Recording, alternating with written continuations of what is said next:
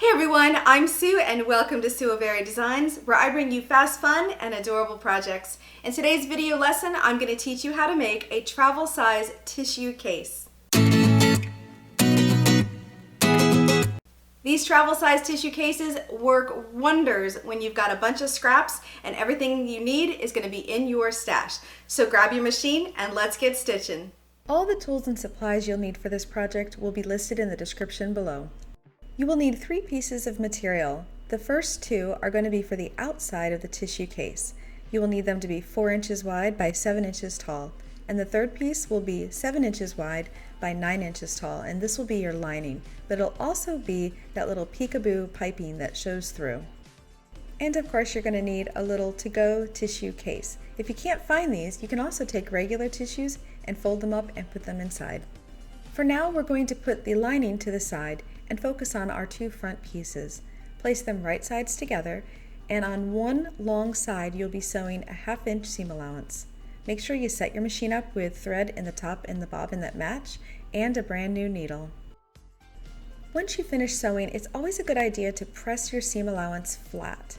This will help set the seam. Then once you've finished pressing it flat, go ahead and open up the seam, and I like to use a little stiletto here to help me get my fingers in there, and press it open.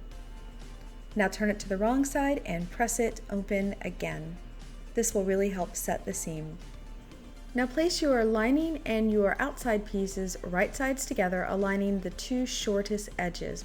We're going to be sewing a 1/2 inch seam allowance, so use straight pins to hold this in place.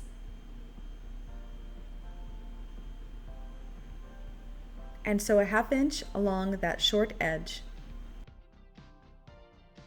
Once you finish sewing, clip any threads and press your seam flat.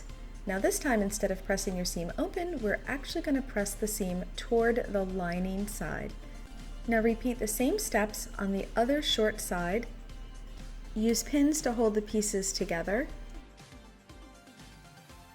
And you are going to sew a 1/2 inch seam allowance along this short edge. Once you're finished stitching, go ahead and clip any threads you need to. And you're going to wiggle your material so that you can press this nice and flat, again with the seam allowance facing the lining. Now, it's so cool what's about to happen, but turn the little case right side facing out, and you'll notice because the lining was a little bit longer, it actually has formed a fake piping. It's so cool, and this is a really great trick you can use on all kinds of projects. Now wiggle the materials back and forth until you get those piping edges aligned and the same width all the way down, and then give it a good press. It should be about a 1/2 inch seam allowance piping.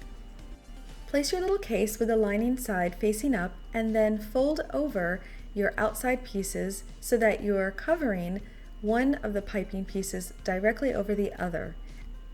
And then use a straight pin to go through all the layers, and we are going to sew a French seam, which will make our little travel tissue case completely and fully lined with no raw edges.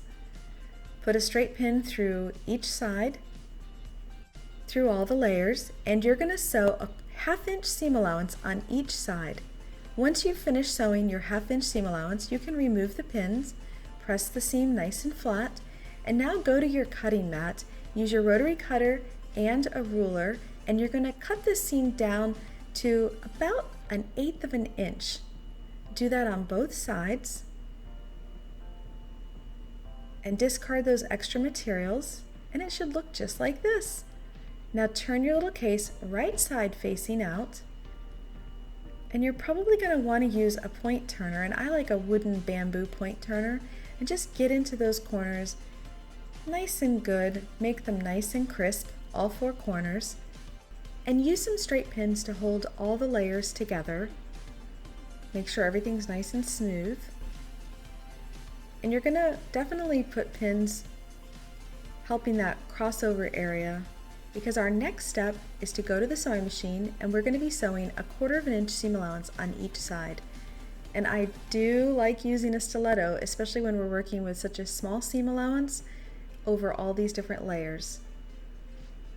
You can backstitch at the beginning, and then of course remove your straight pins as you sew along, and you see how that stiletto just helps me get the materials in there. It's, again, like an extra hand helping me out. Looks great, and repeat the same thing on the other side. Backstitch, remove your straight pin, use the stiletto to make sure that your tissue case seam is going to lay nice and flat. Clip your threads when you're all finished, and let's go back to the pressing board. And go ahead and clip any loose threads as needed. And now it's time to give our tissue case a nice press on those seams.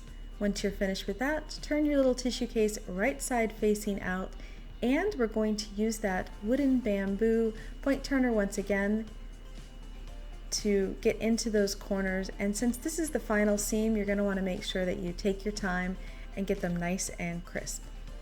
When you're finished with that, go ahead and give your little tissue case one final press, and look at that. Now it's time to insert our tissue case inside, and voila, it looks great. Now I prefer to take my tissues out of my little plastic container. I feel like they sit in there a little better and they're easier to pull out. And if you can't find travel size tissue cases, it's really easy to take regular size tissues and fold them up and place them inside. This little tissue case cover is perfect for using up scraps, giving as gifts, and you can even use these for craft fairs. So did you have fun making your travel size tissue case cover? I can't wait to see which materials you use in order to make your very own. And if you like this video, do me a favor and give me a thumbs up, and don't forget you can subscribe to my YouTube channel, join my weekly newsletter, of course follow me on Instagram, and definitely come have fun with us over at my Facebook fan club. You can find all the information in the description below, and of course you can find me everywhere at Sookie Designs. And until I see you next time, I hope you have a creative day. Bye-bye! If you haven't already, be sure to subscribe below. And don't forget, you can also follow me on Instagram, Pinterest, and Facebook.